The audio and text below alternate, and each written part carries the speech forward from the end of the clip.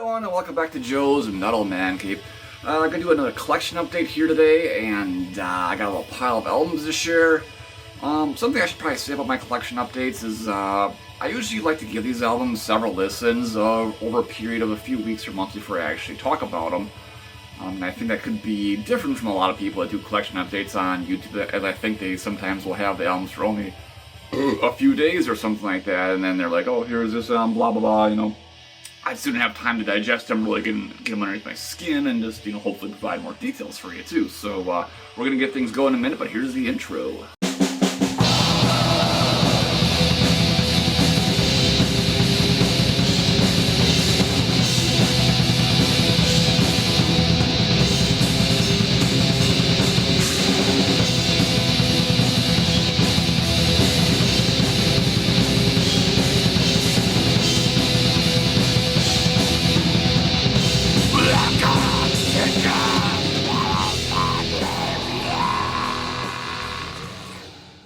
So here we go, and this is actually an album I probably picked up about a year ago, if I gotta be honest with you, but I've listened to it quite a bit since then, and I really like it.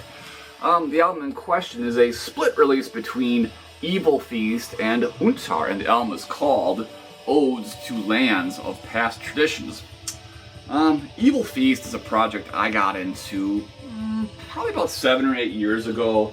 Back then, a buddy of mine, he got me into the band with this album, Winter Moon Enchantment, and he kind of sold it to me by saying it sounds like old Dimmu Borgir and just, you know, classic Norwegian black metal. Even though the band is from Poland, it's a one-man band from this guy who calls himself Grim Spirit. That's kind of how he got me going, and I was like, well, I can't pass that up, I gotta check that out. And I think his description is pretty accurate. It definitely has a classic Norwegian black metal feel to it, with lots of keyboards and, I guess, a very sort of, you know, dungeon synthy kind of vibe to it. There's even some purely dungeon synth moments on the record, or at least a split. And really good stuff. I like I said, I got this like 7 or 8 years ago. Really enjoyed it. And a stupid thing I do a lot of times though is when I get into a band, I just don't follow it up. I don't get their other records. I don't know why. It's just I don't know, something I don't do. So it took a while before I finally got my hands on more Evilfeast material, and this is really good. It totally carries on in the same style as that earlier record. You know, very, you know, it's raw black metal, lots of keyboards, and again, like I said, you know, sort of a dungeon synthes, you know, sort of atmosphere to it. You know, it's as if, you know, maybe like Mortis mixed with black metal. I mean, you've probably heard the style. You know what to compare it to. You know, vocals are, you know, raspy screams, sometimes, you know, some clearly sung parts here and there, and also some spoken parts. You know, really cool stuff. Music like this I love listening to in the winter, especially if I can be in a vehicle, drive around in a snowstorm. It's super cool. It really enhances that mood. But yeah, great stuff. I really need to get my ass together and just buy more Evilfeast records and splits, as there's quite a few. But then the other band on this split, Uuntar, they were completely new to me, but it turns out they're a two-piece band from the Netherlands, and they play a sort of, I guess, kind of similar epic black metal. It kind of reminded me of Graveland in a way. Even the vocals kind of reminded me of Rob Darkin's style. But yeah, epic black metal, undoubtedly, you know, influenced by, you know, a lot of stuff in the 90s. It kind of sounds like old school black metal, but sort of ran through a modern filter, I guess. But, you know, Uuntar, there's only 2 songs here, but, you know, really cool epic black metal. Definitely something I'm going to have to, you know, look up more and see what else they have released, because I really enjoyed their 2 songs here. So, yeah, let's check out the front cover there. We got that, some rocks and stuff, and yeah, look at the back cover. Yeah. Then inside here, check out the booklet. The booklet's actually kind of heavy and has some cool stuff going on it. Pictures, lyrics, picture of Mr. Grim Spirit. Yeah. His real name's Jacob, by the way. Uuntar, their lyrics, and their band photos, and then there's the back cover. Yeah, man. Super cool stuff. If you're like me and you've heard Evilfeast in the past, but you kind of sat on getting more releases, this is definitely a worthy addition to your collection. Really great stuff. Evilfeast and Uuntar, odes to lands of past traditions. Alright, we are continuing with a project known as Pest and their album Hail, the Black Metal Wolves of Belial. Pest was one of the earliest projects for a man who is known as Lori Pentilla, aka Werewolf, aka Nazgul von Armageddon, aka Vince Venom, or just aka Satanic War Master. Undoubtedly one of the most prolific musicians in the Finnish black metal scene, and of course, Satanic War Master is one of the most revered black metal bands of the new millennium for sure. But yeah, Pest is one of his earliest projects. This compilation basically gathers together everything the band released, and all they released was a demo, a couple splits, EPs, and that was about it.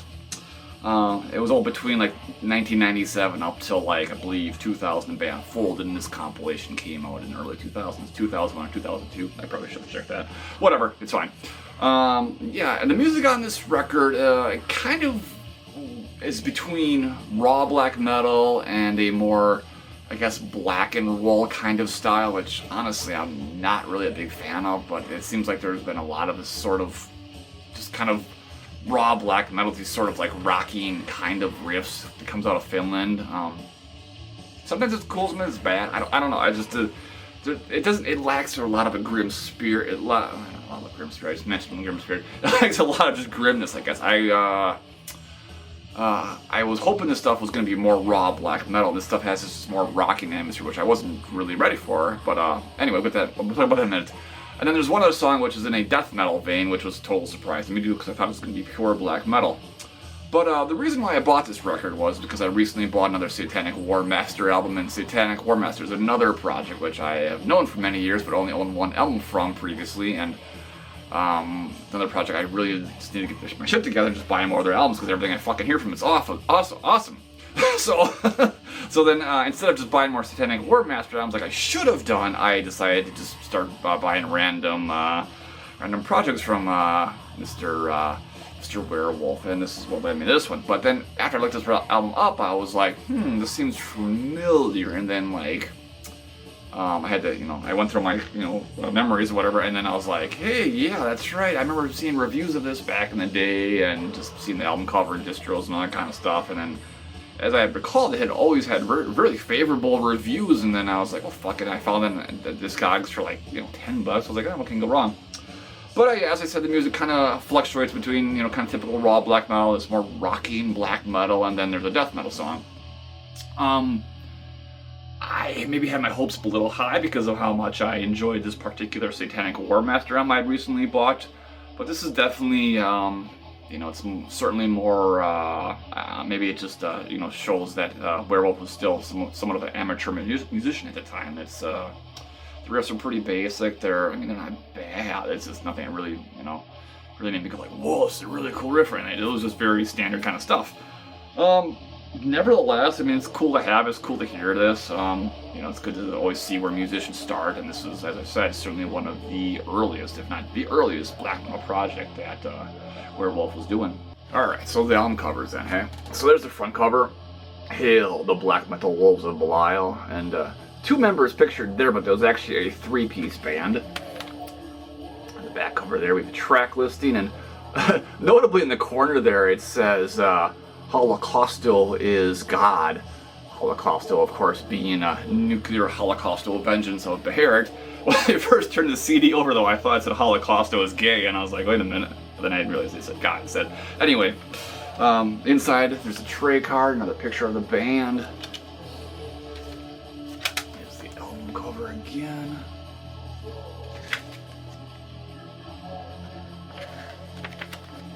Lyrics. The band photo, more band photos, individuals, the back cover there, of course.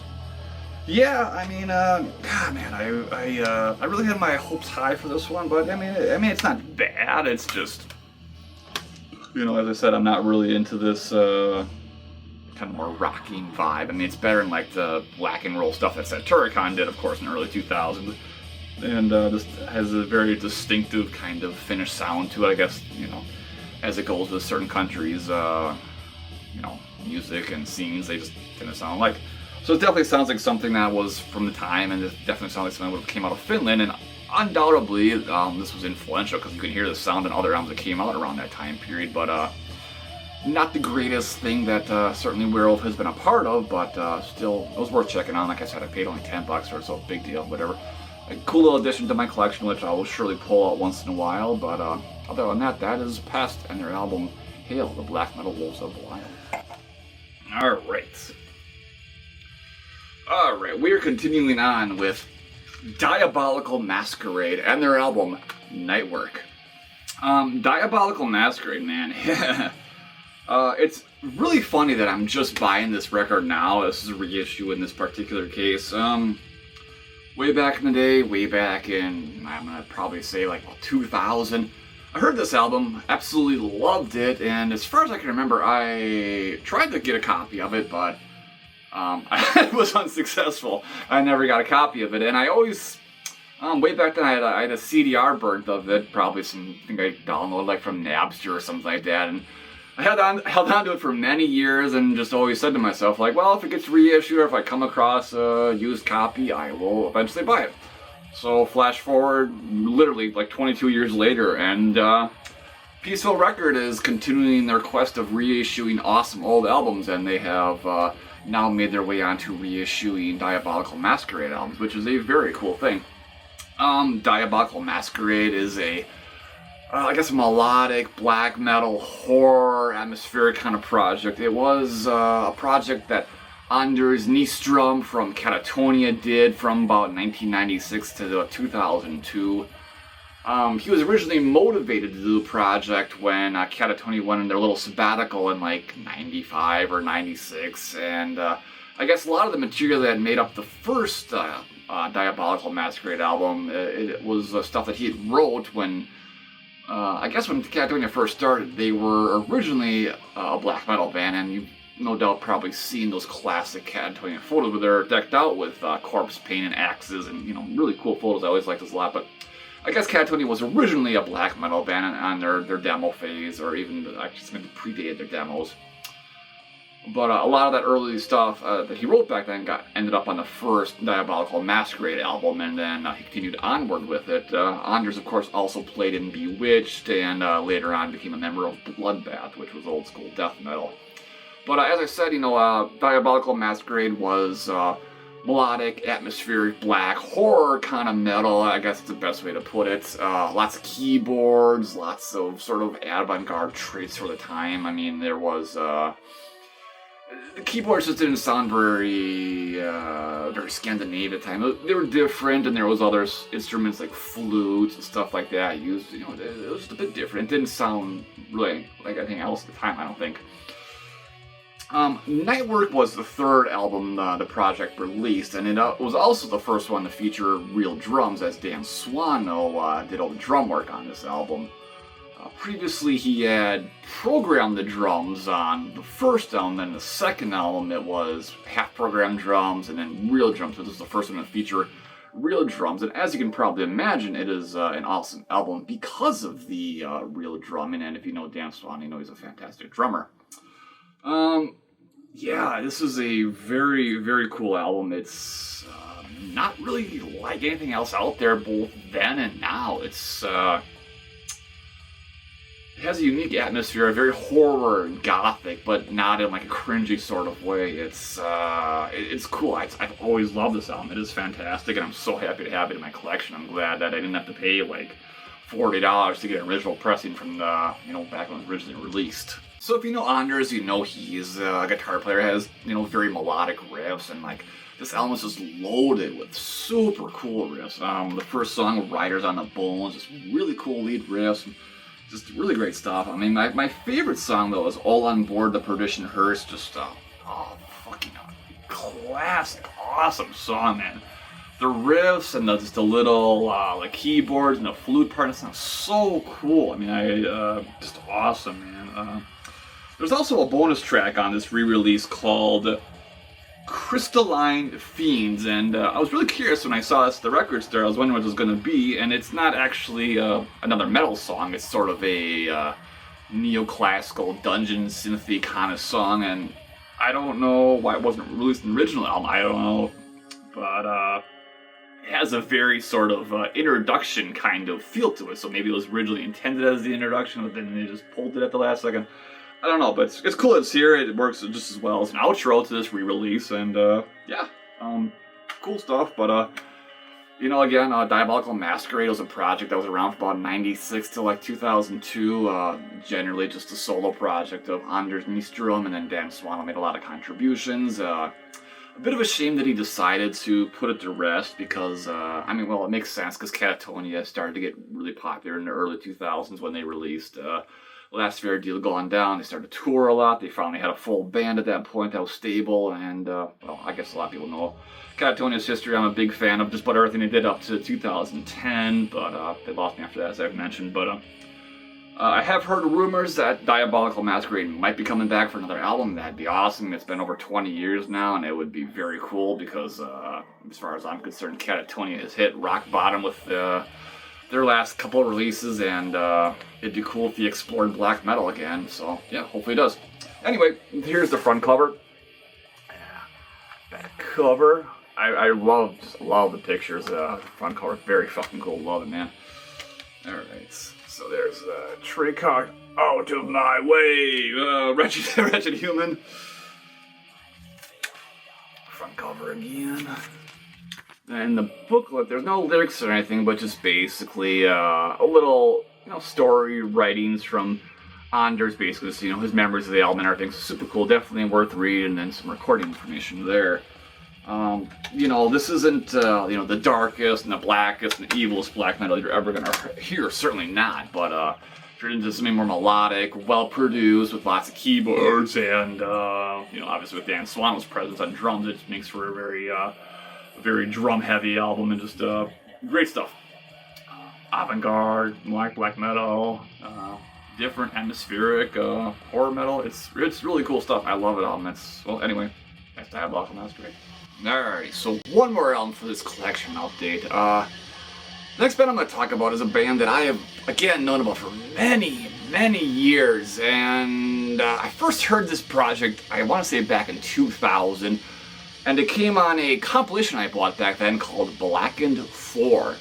Blackened 4 was a compilation of mostly black metal bands that was released by Metal Blade Records. And I guess much like Century Media before them, they were trying to get into the, kind of the boom of black metal in the late 90s. Though I don't think Metal Blade ever, actually at any point in time, ever signed a black metal band. I don't know, I can't remember. But that's how I first heard this band. The band in question is Limbonic Art.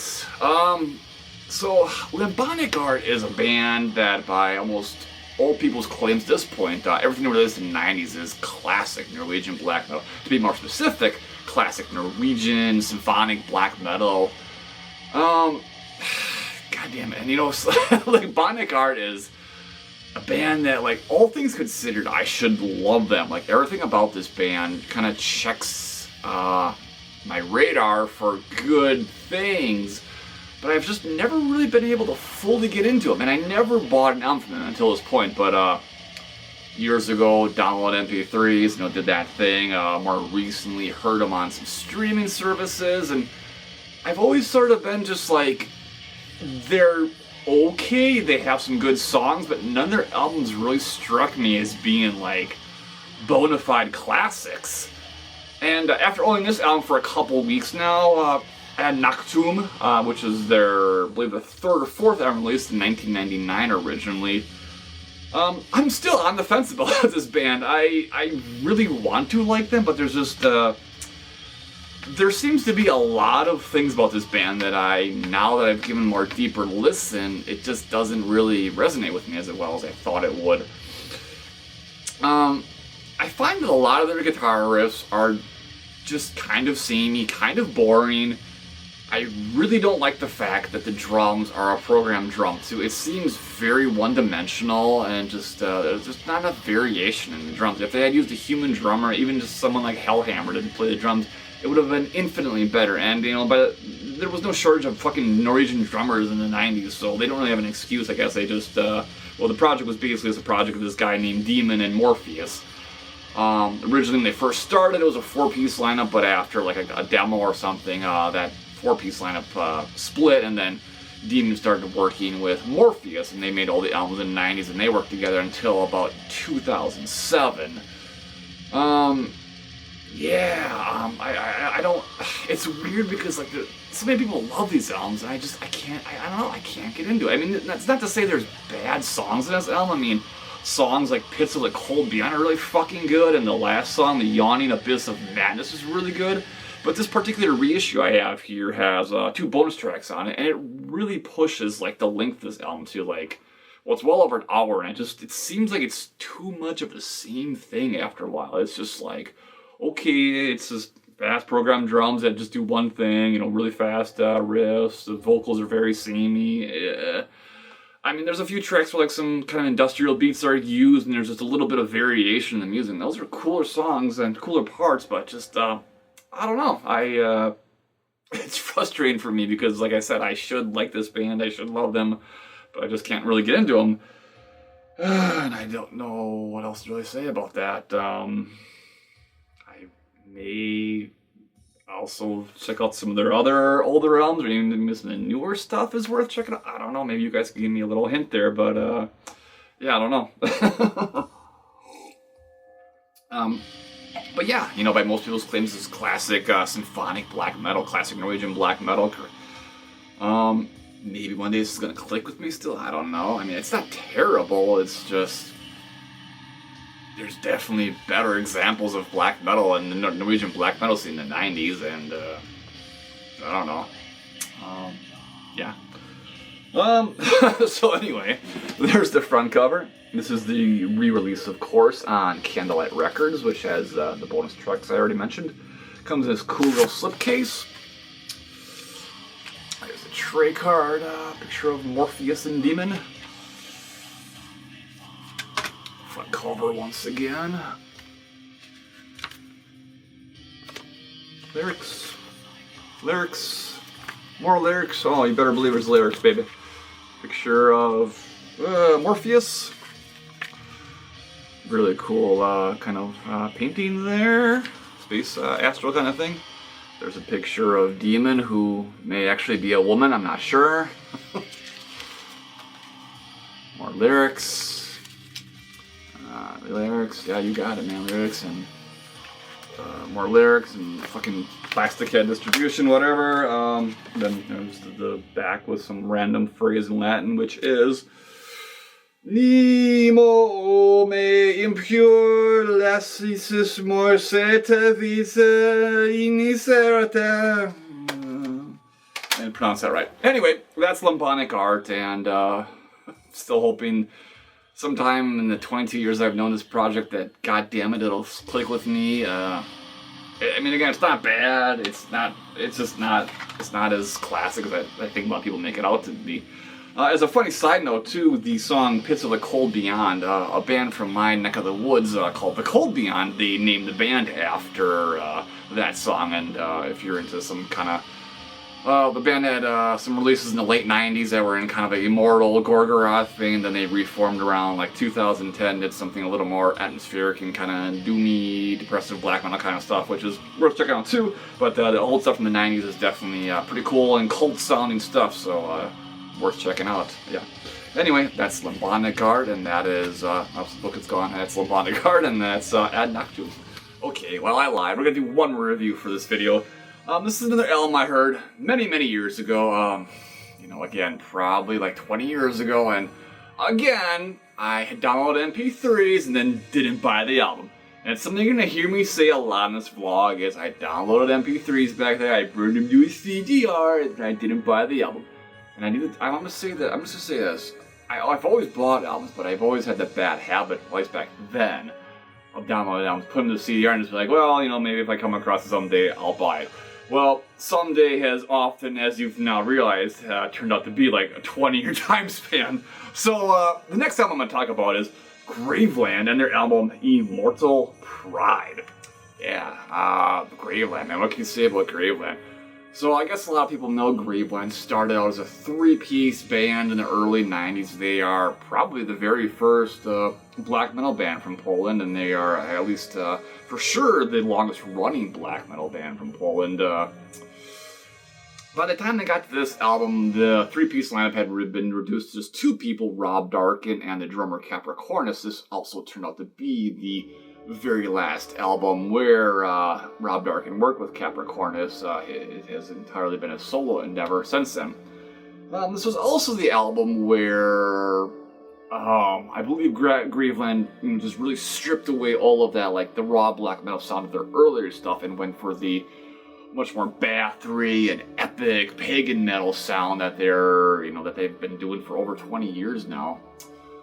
Yes, again, it's an album I heard back then, loved, meant to buy, and just sat on it, and then I came across it on Discogs for relatively cheap, like $15, and I couldn't pass it. I was like, fuck, man, I haven't heard this in ages, I want to hear it, and this album is very good, very epic. It is, again, super influenced by battery, the songs are long, some of them are, there's only 4 songs. I mean, it's basically the intro and the outro are like kind of epic, dungeon synthy, neoclassical kind of pieces, whereas the 2 central pieces are both, one's over 20 minutes, the other one's 15 minutes, and really good stuff. I mean, it has a bit of repetition, but it definitely has a very epic nature. You get both cleanly sung vocals and some raspier vocals. I mean, if you've heard Graveland, any of the newer stuff, it kind of sounds similar. This is the style he's maintained for a long time now.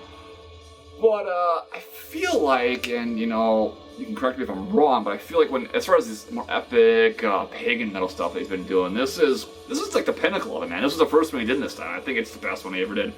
Though I will note that, again, I have only heard some of the newer stuff in streaming formats, so I may have to actually purchase that stuff to verify that with myself and my taste and all that kind of stuff.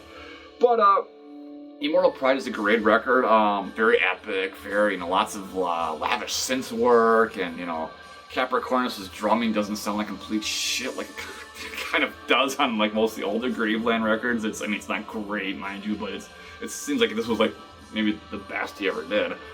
The riffs are cool, it's just epic pagan black metal. That's the best way to put it. I mean, say what you will about Rob Darkin, they're a controversial band. They've apparently, and I don't know where, but apparently they've had some naughty, sketchy lyrics along the way that have offended people. And but the weird thing about that is, like, you look through the lyrics and it just seems like it's pagan lyrics, or I don't know. I guess I'm not really understanding why there's such a sketchy band, or why they've always been flagged as this like racist band and stuff like that. Did I miss something? I don't know. But, it's a cool record. I don't know what else to say. It's epic, pagan, black metal, stuff like this that came on the late 90s. This stuff is infinitely influential, that's what I'm trying to say. It's just a great record. If you've never heard it, I would highly recommend changing it immediately. It's a pure classic in my eyes. And what's cool about it is that it kind of bridges that gap between, the more black metal and then the more, I guess, sort of less black metal, more pagan themed, metal that Rob has typically been doing for the past 20 years. But, it's not to say I disliked the earlier stuff. I do absolutely adore the old stuff too, but I think this is pretty much the pinnacle of the Graveland discography. Just one of the best he ever did. So, yeah, this is a re-release, so it's quite different from the original, but there you see the front cover, and there's the back cover. Again, only 4 songs, but the album still runs for about 50 minutes. There's the tray card. Check out the booklet. The booklet for this re-release is quite extensive, which is cool. So there's that. Oh, something flew out. I don't know what. Pictures of Rob and some lyrics. There's a lot of pictures of Rob Darkin all decked out in his medieval gear in this one. Lyrics. Obviously, Rob Darkin is very into his medieval role-playing. That's cool, though. And this is, there's like some notes in here about, there's reviews and there's lots of commentary from other musicians like Ash from Nargaroth, Vargoth from Nocturnal Mortem. All have comments about the album, obviously how it influenced them and so forth. There's various, we got here reviews of the album at the time and stuff like that. More reviews, more press. I mean, it's pretty cool that they include this in this re-release. You can kind of see it's very kind of the vintage feel to that with all that stuff included in there. More lyrics, and another picture of Rob, of course, with his bow in hand. Recording information. And then also contains a smaller booklet, which has the, I guess this is the original booklet, I'm assuming. There's this ridiculous picture of Rob Darkin, which... I could be wrong, but I think it's photoshopped over a screenshot from the Braveheart movie. I don't know, but it's ridiculous. And then there's again another Rob Darkin photo. And then inside here it says, Christian butchers that today are adored as saints murdered my ancestors that full of immortal pride did not want to accept strange faith. So yeah, but yeah, I'm pretty sure that's the original booklet. And then it also comes with a slipcase, but once I took the CD out of the slipcase, I gotta be honest with you, I couldn't get the fucking thing back in there, and I just started, ripping it. So I was like, well, I guess I can't put the fucking slipcase on it, so fuck the stupid thing. So I just put it on my shelf without the slipcase. I don't understand how the slipcase fit on there, and then I couldn't get it back on, but that was the case. So anyway, that is Graveland and Immortal Pride, classic, just awesome, epic, pagan black metal, truly classic album that was originally released in the late 90s, and if you haven't heard it, or if you've ever, if you've dismissed Graveland over the years, and just check it out, it's awesome stuff. Alright guys, thank you once again for checking out Joe's Metal Mancave. If you've heard these albums, I'd be very curious to hear your opinion, be it good or bad, or whatever. Other than that, like, share, subscribe, rinse, and repeat, and I will see you next time here on Joe's Metal Mancave.